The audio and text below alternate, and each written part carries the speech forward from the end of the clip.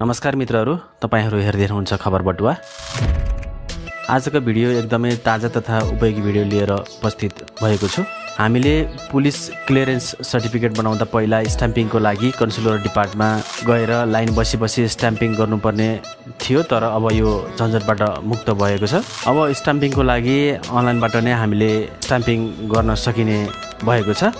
आजको यस भिडियोमा मैले एकदमै सजिलो तरिकाबाट सम्पूर्ण जानकारी दिन जाँदैछु। कृपया भिडियो अन्तसम्म हेर्नुहोला। अनि यदि भिडियो मन पर्यो भने लाइक, शेयर तथा हाम्रो च्यानल खबर बटुवा सब्स्क्राइब गर्न नभुल्नुहोला। आउनुहोस् ढिला नगरिकन भिडियो सुरु गरौँ।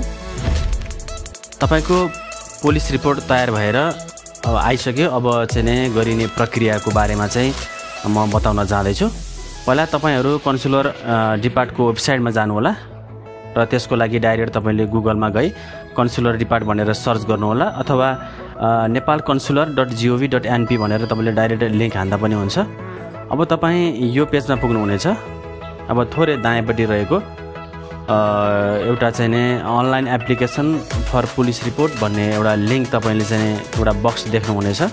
अब यहाँ क्लिक गर्नुहोला। अब तपाईको यहाँ तपाईले के गर्ने, कसरी गर्ने भन्ने सम्पूर्ण जानकारी तपाईले पाउनुहुनेछ। यो सबै डिटेल तपाईले हेर्नु होला, सबै राम्रोसँग पढ्नु होला। अब थोरै तल चाहिँ सानो बक्स छ, त्यसमा जस्ट चेक गरेर चाहिँ नेक्स्ट गर्नु होला। अब तपाईले एउटा क्याप्चा भर्नुपर्ने हुन्छ। एउटा क्याप्चा भर्नु होला र सबमिट गर्नु होला। अब यस्तो पेज खुल्नेछ। यहाँ तपाईले पुलिस रिपोर्टमा भएको तपाईले डिस्प्याच नम्बर तथा आफ्नो डेट अफ बर्थ चाहिँ तपाईले राख्नुपर्ने हुन्छ। त्यो राखेर तपाईले सबमिट गर्नु होला। अब यस्तो पेज खुल्नेछ। यो पेजमा तपाईको सबै डिटेलहरु चाहिँ तपाईले देख्न सक्नुहुनेछ।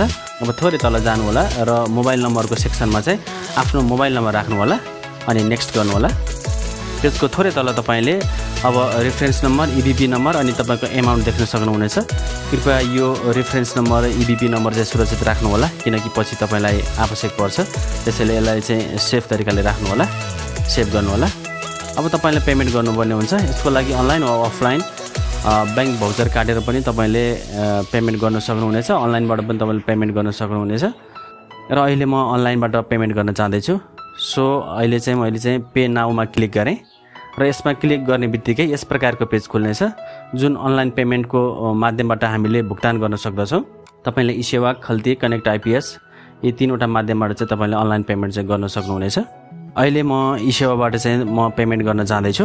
त्यसैले म ई-सेवामा क्लिक गरेँ र अगाडि बढ्दैछु।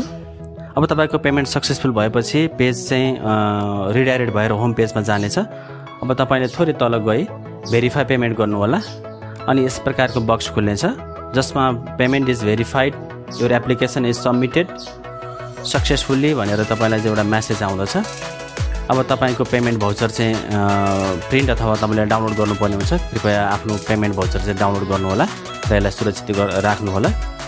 अब तपाईको छाप लगाएको पुलिस रिपोर्टको लागि तपाईले चाहिँ कन्सुलर डिपार्टको होम पेजमा गई डाउनलोड एटेस्टेड पीसीसी भन्ने बक्स अथवा लिंकमा चाहिँ क्लिक गर्नु होला। अब यस्तो पेज खुल्नेछ। यहाँ तपाईले चाहिँ रेफरेन्स नम्बर र डिस्प्याच नम्बर राखी सबमिट गर्नुपर्ने हुन्छ। कृपया तपाईले पेमेन्ट गरिसकेपछि तपाईले पुलिस रिपोर्टको लागि चाहिँ एक दिन कम्तीमा पनि कुर्नुपर्ने हुन्छ र तपाईले सबमिट गर्नुभएको फर्म र पेमेन्ट भाउचर चाहिँ तपाईको भेरिफाई भइसकेपछि मात्र तपाईले आफ्नो पुलिस रिपोर्ट चाहिँ पाउनुहुनेछ। मित्रहरू, मैले फर्म हिजै सबमिट गरिसकेको थिएँ र आज म चाहिँ छाप लगाएको पुलिस रिपोर्ट डाउनलोड गर्न जाँदैछु। र यसको लागि तपाईले कन्सुलर डिपार्टको होम पेजमा गई दायाँपट्टि रहेको डाउनलोड एटेस्टेड पीसीसी भन्ने एउटा लिंकमा चाहिँ तपाईले क्लिक गर्नुपर्ने हुन्छ। कृपया त्यहाँ क्लिक गर्नु होला। अब तपाईको पेमेन्ट गर्दा दिएको रेफरेन्स नम्बर र पुलिस रिपोर्टमा दिएको डिस्प्याच नम्बर राखी तपाईले सबमिट गर्नु होला। अब तपाईले देख्न सक्नुहुनेछ माथि टपमा तपाईले डकुमेन्टको प्रोसेस सक्सेस भएको छ, कृपया डाउनलोड गर्नु होला भनेर चाहिँ तपाईलाई माथि चाहिँ नोटिस पनि दिएको छ। अब तल तपाईले चाहिँ डाउनलोड भन्ने अप्सन देख्न सक्नुहुनेछ। जस्ट सिम्पली डाउनलोडमा क्लिक गरी आफ्नो छाप लगाएको पुलिस रिपोर्ट तपाईले डाउनलोड गर्नु होला। अब यसरी तपाईको पुलिस रिपोर्टमा अनलाइनबाटै छाप लगाएर आउँदछ। तपाईले यो आफैले घरबाट नै गर्न सक्नुहुनेछ। एकदमै सजिलो पनि छ।